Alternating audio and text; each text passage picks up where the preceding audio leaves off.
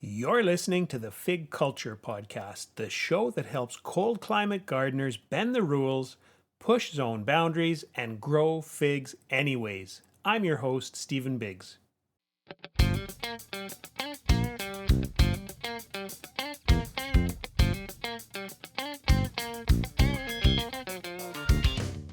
Welcome to the Fig Culture Podcast. Today I'm talking with Bobby Ghaheri, a fig enthusiast in Oregon City, Oregon, known as Figologist. And Bobby is one of those wonderfully detail-oriented growers who does not just grow a fig and call it a day. He tracks his varieties, he trials them, he propagates them, he compares notes, and somehow still finds room for more and more figs. He has a lot.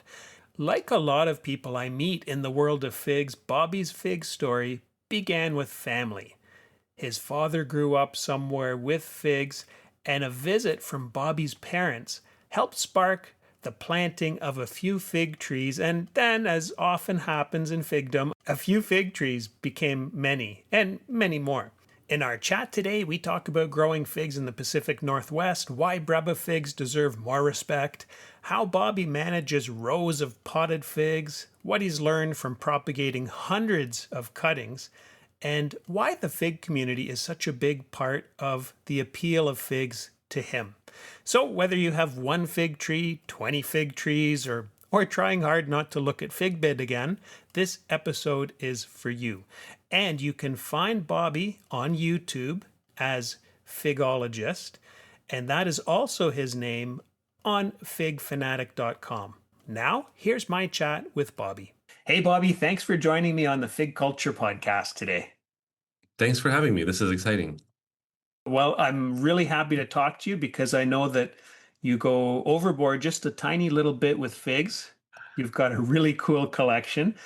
And I'd like to just start today about asking you how you got into figs. What brought you down the path to figdom? I think, honestly, COVID had a big part of it. We had lived in the country outside of Portland, Oregon for, about 8 years when COVID hit. And we have about 5 acres, but 3.5 of that is just forest that isn't really usable from a growing standpoint. But we had a really nice garden, and my parents, who I hadn't seen since before COVID for a couple of years, were coming to visit, and we knew they were going to come to visit. So my wife actually hurriedly found, 20 fig trees. We have a wonderful nursery here in Portland called One Green World. So she researched all of them and she, chose them. And I really wasn't, I looked at them and I was like, oh, that one sounds good. That one sounds good. And so we just put them in the ground. Really hadn't, when we got here on the property, 13 years ago, there was a massive desert king. There was a very large, what we found out later was a Vern's brown turkey, which is a honey fig. It's not really related to brown turkey. And then there was this third tree that was this unknown tree that we didn't really know what it was. So we knew that figs would grow where we were. And we enjoyed them, but it was nothing ever that we pursued. But we knew my parents were coming. My dad has always loved figs. He grew up. Both of my parents grew up in Iran. They emigrated here in the early 70s, and so at one point on a trip back to Iran, my dad brought cuttings back, and had been propagating. There's a couple figs that he had been growing for years in our family. So my wife was like, "Oh, they really like figs. Let's give us something to do." And so we put these figs in the ground here, knowing my dad especially would really enjoy them. And so that kind of started things. And then um, I just started learning more and tasting them. And really, it was probably the community itself that inadvertently spurred my collector mentality that I've always had, whether it was playing Magic the Gathering as a child or Pokemon with my kids. I've always had this like video games, this kind of over the top diving into an interest. And so that's what happened here. I started taking the 20 figs that we had in the ground and taking cuttings and then trying my hand at fig pops in the garage, really amateur style 4 or 5 years ago, and then giving those to friends and seeing their faces light up, locally here.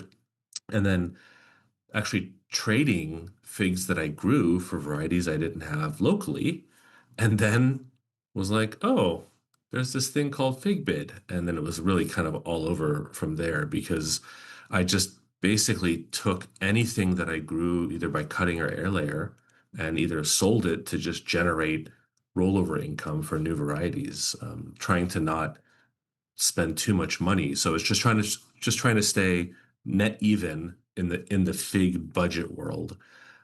And then it's just kind of grown from there. My dad gave me the fig at our old house, one of the two figs that he grew at the old house 13 years ago. And then as we moved here, I hurriedly ran back and got cuttings and propagated those as well. And so the two figs he's been growing have been in our family for probably 30 or 35 years. And so that's how I kind of initially got into it, mainly because my dad has always enjoyed them, and we were trying to have something to do when they visit us during COVID. But that started the Mm. ball rolling. That's a nice story. So these two, I guess, like family heirloom figs really started it all, and then you ran with it. Yeah, and then from the community standpoint, this year, or actually now, I guess earlier this year in January, I was able to unveil one of the figs to the fig community because my brother, who lives in San Diego, has the same tree that I have, one of the two trees I have. He has one of them, but he doesn't really care for them. I mean, he cares for them, but not the way I do, and hadn't pruned this 15 or 20-foot tree in years, where basically would have a gardener come who would just top everything. And I was like, no, not that.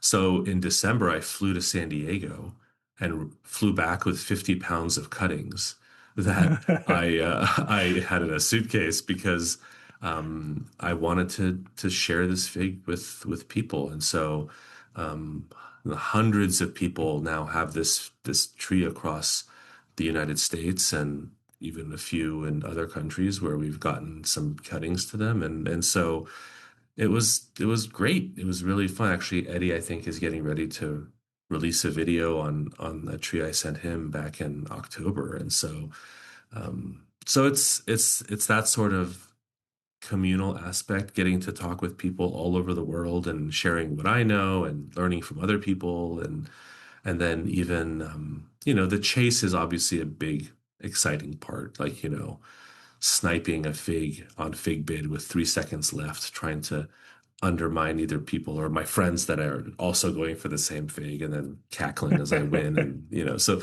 it's that sort of kind of Uh, chase anxiety. That's kind of a fun fig high as well. right. You get that adrenaline rush Yeah, probably. Uh, definitely. so this is great. This fig that is precious to your family is now in the hands of so many people. So you know it's out there being enjoyed. It'll survive. And I love that. Yeah, I have another one that um, the one that I always try to prove that they're viable where I live, because my parents live in Florida and anything can grow in Florida. So I don't want to offer figs that I know won't do well in different climates. But I have a second, the other version, not the other fig that my dad brought back from Iran, that I'm doing the same thing now with, where I have 4 or 5 copies at home. I'm growing them. I'm going to see how they do over time, and then maybe at some point in the future, kind of do the round two of the Iranian fig that we brought over. Hmm. Okay. Well, you mentioned your collector mentality, and you talked about the excitement of being on Figbid and the countdown and getting that bid. So let's talk about your collection because it's no longer just 20 figs, right? No, it really isn't. And so, yeah, I mean, before I started rooting this winter, I was at around 250 varieties. Um, And then, I knew there were certain varieties this winter I was trying to go after, but part of being in this fig community and developing friendships is people who are unfortunately generous, is I guess the phrase I would use, because I had friends in California and Georgia and Alabama and all over, basically just sending me interesting cuttings. And I was like, oh.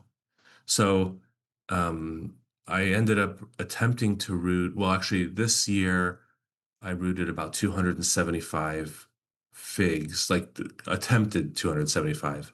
I got about 210 to survive. So, roughly about 80% with my technique is pretty typical. And then that's about another 90 varieties that I didn't have Ooh. before. And so between that and then really have leaned on a friend in Virginia who is really like into figs. He has like 600 trees and is doing this amazing attempt at putting them in the ground. He has been working with me to learn grafting a little bit more, so become much more successful with grafting, which I wasn't really doing before. And then generating online content with all of it, and obviously then taking any of the extras and selling those and getting rid of them, and then but I think I'm good. I think I know every fig collector says they're done, but we're unfortunately about to move in about a month or two, about 10 minutes away. And so the all the potted figs, which the majority of what I'm growing are in pots, I'm gonna have to move to a new property. And so that'll be a kind of a arduous journey as well. But Oh, but wow. I don't, the culling will eventually come where I'm like, do I need this particular fig that may not be great in the Pacific Northwest, which we found with some of the ones that we put in the ground initially, where they would grow, but they wouldn't ripen because they were just too late. And we didn't have the savvy to Hmm. know that early on. So, Okay. yeah. Well, let's take that point and run with that. Things that ripen in the Pacific Northwest, that would be one thing that you look for in a variety. And are there other things too that you like in a variety? Yeah. I mean, I think obviously for the Pacific Northwest, um, I think breba figs get a bad rap. I think people are, they'll pinch the breba figs. Breba figs don't, they don't have good flavor. And I disagree. I think if you're picking the right tree with the right kind of breba, it can be a tremendous fig. I mean, I think Desert King is a great example of that. I mean, we don't have the wasp here, so our mains will usually drop because it's a San Pedro. But the breba are tremendous. I think of all the varieties I grow, the Desert King's probably my 21-year-old's favorite fig still. I mean, it might be one of her two favorite figs. And so I obviously look for is the Breba has a reputation of being good because even if it's too late and I can just get a Breba crop off of it, I'm still happy because I'm still eating figs. Obviously the timing of the main crops, so like Ronde de Bordeaux has a very early main crop. It does beautifully in ground in the Pacific Northwest, ripens every fig, no problem. Whereas California seedlings may not because we just don't have the heat. It'll be interesting where I'm moving to my new property. I gain about 2.5 to 3 hours of sun because my current property is a little bit, I live in a forest. And so part of the daylight is shielded by 150-foot Doug firs. And so where I'm moving now is wide open. And so I'll be curious to see if some of the ones that weren't ripening in ground here might ripen if I do put them in ground there.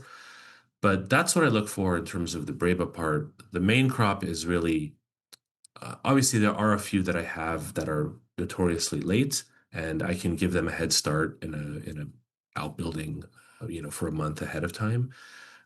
But I'm basically going after like, are there unique flavor profiles by people I trust who have a discerning palate that would make it really interesting? Definitely the story. I really like the story behind the fig as well. One of the other figs I unveiled this year was my friend's fig from Greece, where it was from her grandfather's property on an island of Corfu outside of Greece, and she had it for 15 years in the ground, just kind of plunked it in the ground here in Portland, and it's the most amazing Adriatic I've ever tasted. It's fantastic, and there was another tree that was a big sugar berry tree. And so we were able to distribute those to people as well. And she got to name them after her grandparents. And same sort of concept. Like I love the story.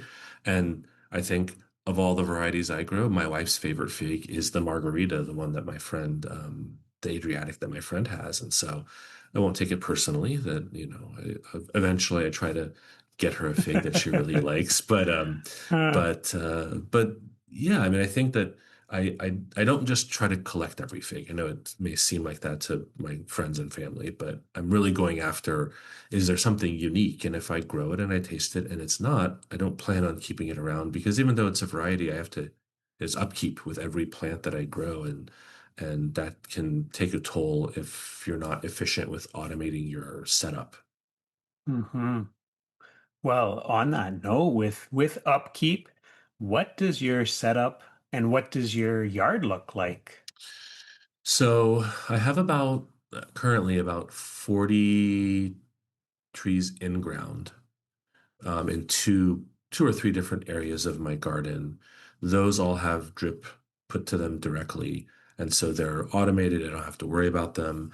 And the only thing I do in the winter is they get compost and worm castings. That's all I do. I don't fertilize them otherwise. They don't get any supplementation. The potted ones, I basically have a Wi-Fi valve controller attached to spigots, on hardscape. They're all on hardscape, so they get some Hmm. radiant heat from around them. But I just basically have 3/4 inch lined black tubing, and I plug in 1/4 inch drip lines with every 6 inch emitters that are usually, half gallon to a gallon per hour. And I will take and just loop one loop around every single pot, in a continuous runs back and forth. And then those get water every morning for a certain amount because that's the thing I think a lot of new growers don't understand is if you're going to be in a pot within weeks, you've depleted a lot of the nutrition in the soil of that pot, and they are much more dependent on water. And especially if you use a very high draining, high porosity soil type, which I do.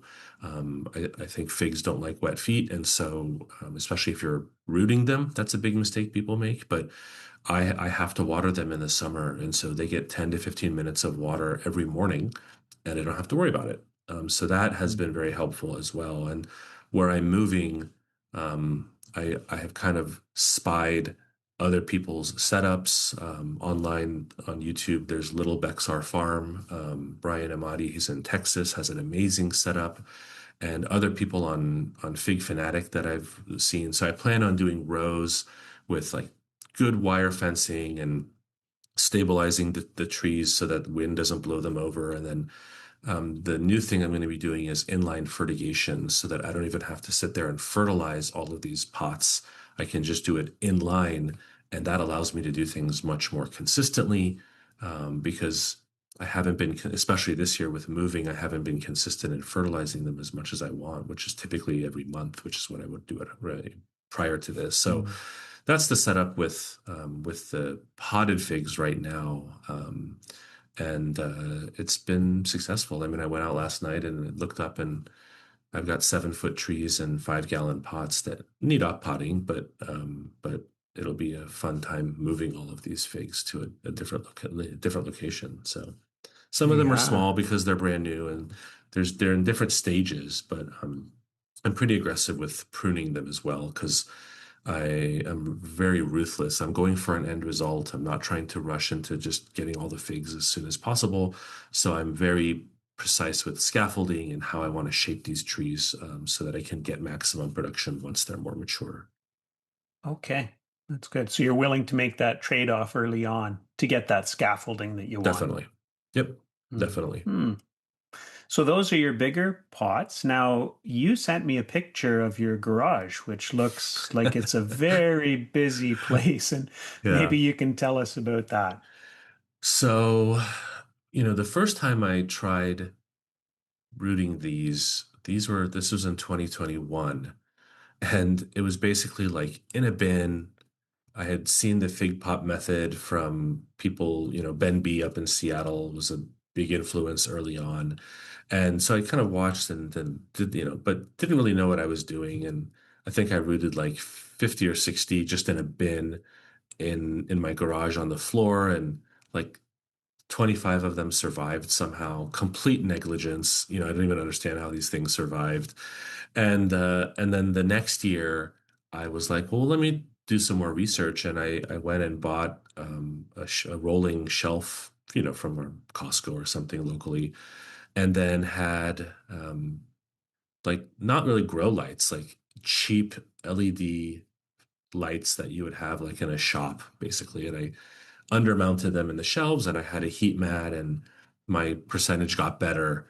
And then 2 years ago, I bought a second one of those shelves. So each shelf has three racks.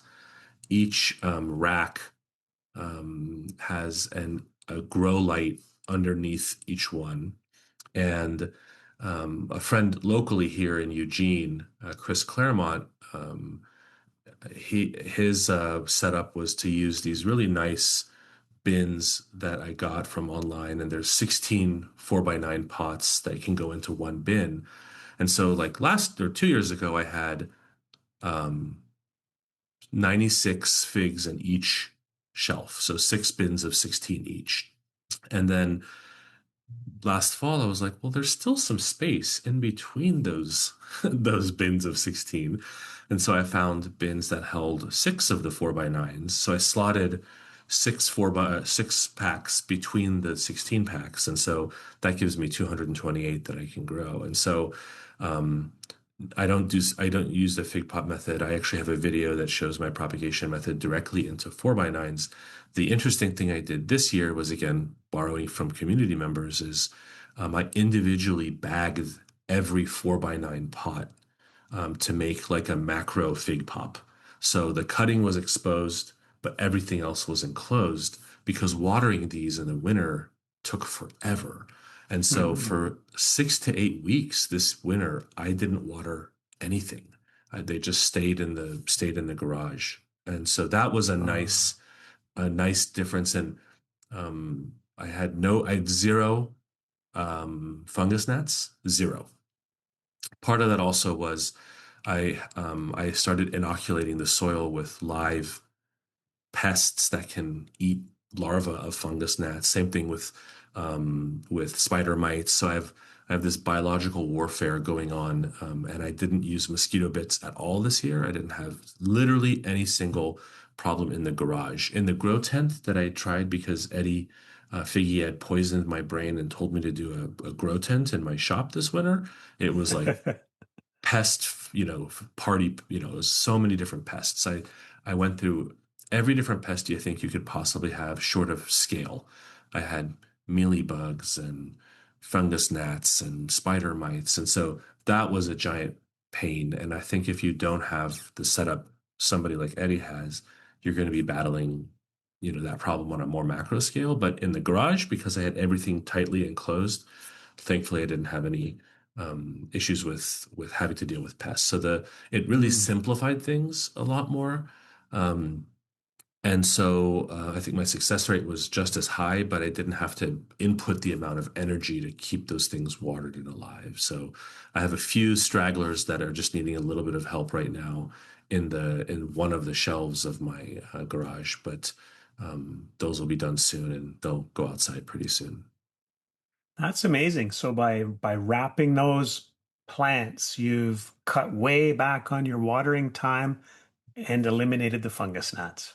Hmm. It was very, and I think obviously using new soil is very important. So I use HP Pro Mix, and I use that as 80%, and then I mix in 20% medium grade perlite. So I really want it to be Hmm. porous. But yeah, I mean, they really didn't start losing water until they started leafing out, and through transpiration, we're losing a little bit of water. But through evaporation alone, 2 years ago, I was watering every 5 days. It would take me an hour to 90 minutes to precisely water each one of these so that it wasn't dripping down through the shelving system, and making the garage all moldy or bad Right. smelling. Okay. So I'm guessing with all this saved time, you can spend more time on fig bid then.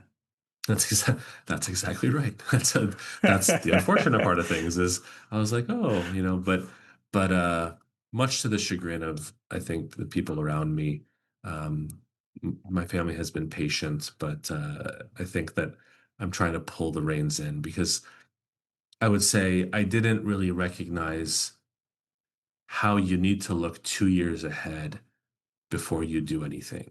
And so uh, I thought last year in the summer was fairly manageable because I had everything kind of dialed in. And I thought, oh, I'll grow all these extra figs. And now I've got all these figs and fig pop in 4x9s that I have to up pot. I have 90 of them. And in the middle of trying to move. So it's like I don't exactly know whether I'm waiting until we move and then trying to up pot there, or it's still in flux. But now I have a little bit of extra babysitting to do on the little ones to make sure they don't dry out because I worked really hard to get some of those varieties, and many were gifted to me. And so, but yeah, like now in 18 months, I'm gonna have a big problem because I'm gonna have all these different trees. And so some of them might be, some of the older ones might be culled to make some space, but I've got the room in the new property because it's all open. But I think I need to prioritize also time and making sure I'm still around for my family and that kind of stuff. So I think Right. that a big piece of advice is as you're getting really excited for collectors or for growers, keep in mind that everything you're growing is going to need fertilization and water and root pruning periodically and soil replacement. That can take time. And if you have 15 pots, that's not a big deal. But if you have 50, that's a big deal. And so that's one piece of advice just from learning it kind of the hard way, despite my friends locally telling me, you're doing a little too much. I'm like, no, this is awesome. And so I can hear my friend Eric, and he's an hour south of me, going, I don't know if you need that many. And I was like, I'll show you. And so um, the exciting part was in the process of all of this, I'm now a nursery. Like I applied for a nursery license locally, which has allowed me some, some. I did a plant show this year where we have a garden show and it was 150 vendors, and I had a booth, and I was like selling figs at a booth. And Mm. not that I needed to. I don't need to do any of these things from like a financial standpoint. I wanted to check something off my list and say, is this something that I enjoyed because I like talking to people? And so it was great to sit there and talk to new people who had never tasted a fig or who thought that every fig had a dead wasp on the inside or didn't know that figs were flowers, and just the trivia and those sorts of things I love talking to people about. And that was a fun experience. Will I ever do it again? No. It was a lot of work for not a lot of, benefit long term, but it was a fun experience. And so, these are little that I never thought I'd be a nursery. I never thought I'd be at a plant show, but these are different opportunities that have presented themselves in the arc of what has happened with figs with me for the last 5 years. Mm. Oh, that's fun. So you got to meet a lot of people, and the people are a big part of it. And you talked earlier about liking the story of the people with these figs. And then we've the communities come up a few times in our chat. So maybe let's just touch on the community because you and I connected through Fig Fanatic Yep. community. So talk about the community.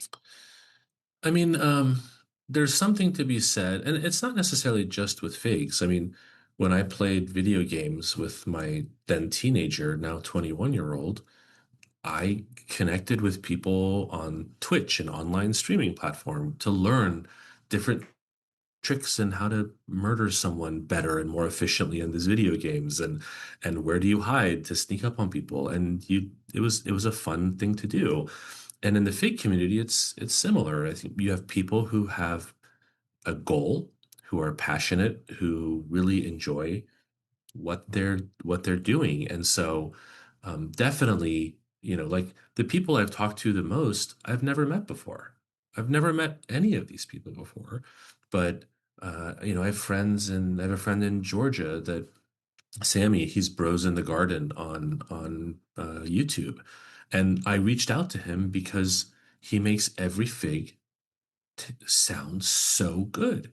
And so he was tasting, I was watching a tasting video on Sumard, which was a French fig. And I was just messaged him and I said, hey, like, would you ever consider trading a cutting at some point? And that was last summer. And it like snowballed into us texting each other, typically on a daily basis about, hey, did you hear about this? Hey, did you hear about this? And, he has a bunch of connections and a lot of knowledge because he's been doing it for a long time as well. And a really interesting collection that's kind of a higher end collection. And I have done a lot of things that he may not have done in terms of like approaching it from a very scientific standpoint of how do I research what am I doing, using Korean natural farming techniques like fish amino acids and using silica foliar spray that I researched and learned that fig trees don't really absorb silica well through the soil. They only really absorb it through their leaf system because of the type of plant that they are. And so we've leaned on each other just learning that. And obviously, Eddie, I connected with him first, telling him to come to Fig Fanatic because we were, I came across him initially because he spent a gajillion dollars on a Sicilian 33 last year. And I was like, who is this random guy who has never, like, I've never heard of him before getting these high-end figs? And that's how I connected with him. And so, in Toronto, there's the kind of the owner of Fig Fanatic. Joe and I have been talking incessantly for years, and then locally, I mean, I have a friend in Alabama who is a licensed nursery, but he's a PhD engineer. He's not a fig grower but again, like me, just has really gone crazy with excitement. And so taking that and then locally meeting with people who are interested, I now have a knowledge base that I can pull from. And I say, well, what are you interested in? And are you going to put a tree in the ground or in a pot? And then I can help narrow down what they're interested in. And so it's been fun to be a resource for new growers as well, which I like that. I've liked that professionally. I'm a resource for people around the world from a professional standpoint with what I do. And then in the fig world, I've become a resource inadvertently, just by spending so much time learning and spreadsheets and keeping track of who has what and it's just a nice network of people. It's very, very uncommon to have like conflict or like people who are rude or people, and that's very nice that I don't have to sift through what you typically see online, where people are banging away at a keyboard and attacking each other. And in the fig world, that it doesn't exist. It's very, very uncommon, and that's a really nice community to be a part of. Hmm. Yeah, that really resonates, and that echoes what I've seen too. Is it's a really nice network of people. Sure sounds like a rich network of people that you've connected with too, Bobby. Definitely. Yeah, Yeah. definitely. Okay, before I let you go today, I thought I should ask you for some top tips for people who are just getting into figs. What are your top tips, or what do you wish you had known when you started that you know now? Yeah, so that is definitely having planted just 20 trees in the ground and not really, apples are apples. They're going to grow typically, right? Same with pears, same with berries. There's not really a seasonality to a lot of these things because they tend to ripen in the summer to fall in most climates. Figs are not like that. So I think that we put in like I said, 20, but we put in figs that in 5 years have never given me a ripe fig. There's a Hmm. fig called Violet Dauphine that is beautiful and it grows 5 to 6 to 7 feet a year. And with me aggressively hacking it back all summer, I got it last year to give one main crop fig. And it was rock hard in November. I was like, well, this is not fun. So I'm like, air layered it. I'm going to put it in a pot and see if I can give it a head start because I'd like to taste it one day. My white Madeira number one, prime spot in my orchard. And I will sometimes get breba. It's not, I don't look at Adriatics really as necessarily breba formers, but the breba is tasty when you get it, but it's not very productive. The main is incredibly productive, but it's like 10 days or 2 weeks too late for where it is in my yard. Now, at the new property with 2.5 hours or 3 hours more sun, will I be able to ripen white Madeira in ground? Yeah, probably. So I would say before you go purchasing anything, ask yourself if you're going to put this in the ground, will it ripen in your climate? And you have to connect with people in your area. And there are websites that will show you what your sun forecast is. It'll tell you how many hours you actually have. So you have to do a little bit of math and you have to do a little bit of being logical to say, is this an appropriate in-ground fig? So that's the first thing. And the second thing is understand the categories of figs. Understand that berry figs and sugar figs and honey figs and figgy figs are different categories. So if you love berry figs and you're honest with yourself and that's all you care about, you go for it. But if you're a new grower and you want 20 fig trees and 19 of them are berry figs, well, it doesn't necessarily give you what might be out there in terms of variety if a variety is important to you. And so when I went back and looked at what we planted, luckily, and I think because my wife is also a scientist and is like super smart at approaching things, we had characteristics or figs representatives of each big category. And so I got to taste, what a sugar fig tastes like and a honey fig tastes like and big berry figs taste like from in-ground figs. So that's the big thing is if you're going to put it in the ground, make sure the tree you're getting is going to ripen because it's a lot of work and a lot of wasted time for you to wait 3 years down the line and realize, oh, I put a fig in the ground and I'm in zone 7B and I need to be zone 9 or higher for this thing to actually grow and ripen fruit. So that's from the in-ground trees, that would be my biggest, selling point in terms of like how do you plan for this? And then for potted trees, you have more flexibility, obviously, but the biggest piece of advice, and again, it's completely hypocritical of me to say this, but I'll say it anyways, which is um, go slowly. Like don't do what I did. I think in retrospect, what I did was um, a mistake because I had people locally giving me so many cuttings and I just grew them. And it might be awesome because a lot of those are going to be fruiting this year for the first time. And I might be like, wow, that's really great. But it's, you don't, there's so much overlap between some of these figs that you don't necessarily need every single fig that's out there, even if it's in your community. And your microclimate in terms of where you put these potted figs may be different than the mother tree that you got a cutting from. One of the best figs I ever tasted was a Negra d'Agdi, which was on the driveway of my friend's house in a maybe 5 or 7 gallon pot, an hour south of me. And he's in a warmer area because he's an hour south of me. But this was this radiant heat from the driveway, and it was such an intense, literally like Twizzlers candy. I was like, I have to have this fig.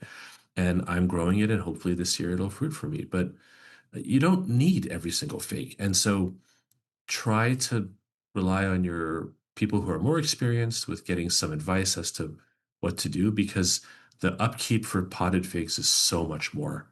You have to really, if you're going to get this tree to fruit for you, it takes a lot of work in terms of maintaining um, the soil and the watering and pests that might come up and so that'd be my biggest tip in terms of the potted figs. And then in terms of propagation, there's a bunch of techniques. My friend in Georgia sand propagates. I'm like, you're just crazy. Like, why would you do that? Or, friends and I have a guy in Las Vegas online who does the most beautiful water propagation. Like, that's great, and I just don't, because of the volume of what I was doing, I just needed to set it and forget it, right? Kind of like the the easiest way possible. And so, some people swear by fig pops, and whatever you do, just research it and try different things. My wife and I come from a science background, and I have copies of figs where I'm doing different things to the figs to see what happens. They're all the same mother tree, same pot size, same soil site, same soil type, but I'm doing X to one of them and Y to one of them and Z to one of them so that I can go back, later and say, well, this is what worked for me and this is what I learned in the research of it. So it's fun to learn about them, but be tempered. And if you're going to do something well. If you're deluding yourself because you have so many pots and that's limiting your attention span to a particular fig because you've got 13 more that cost you money on fig bid, well, that's not necessarily fair to what that fig's potential could be. And so know your boundaries and know what your limits are in terms of space and finances. And I know it's easy to get caught up, but definitely I'm probably going to be paying the price for that a little bit this year and next year, and hopefully I'll try to keep it organized and go from there. Okay. Those are great words of wisdom, some restraint, some research. Before I let you go, you also put a lot of information out on YouTube. Tell people how they can find you and connect with you on YouTube. So I'm Figologist on YouTube, and yeah, I mean, I try to post periodically, either shorts or long form videos. The long form ones are typically more tastings or educational things that I'm doing to kind of show. Those are the nicely edited ones. Because I've had less time, usually the last couple months, it's been mostly shorts that I've been doing just because they're easy to post. But I enjoy it. And so that's where I'm most. I'm Figologist on Figbit as well. And then the people in the communities just know me by name, and so they'll message me there as well. And then I'm in the process of putting a website together, not necessarily for selling anything, but I like encyclopedic websites, and so I'm I've added 25 of the 300 and something varieties that I'm growing. And so each time I do it, it takes about 5 or 10 minutes to upload the information I want for each variety. But I'd like it to be a landing page, later on for people who want to learn about XYZ. And so I'll probably use that to host some educational videos as well long term. But that's a goal over the next 1 or 2 years, I think, because it's just too time consuming right now for me to do all of that. That's a lot on your plate. Bobby, thank you for hanging out, talking figs, and joining me on the podcast. Thanks so much for having me. This has been great. You're listening to the Fig Culture Podcast. I'm Stephen Biggs.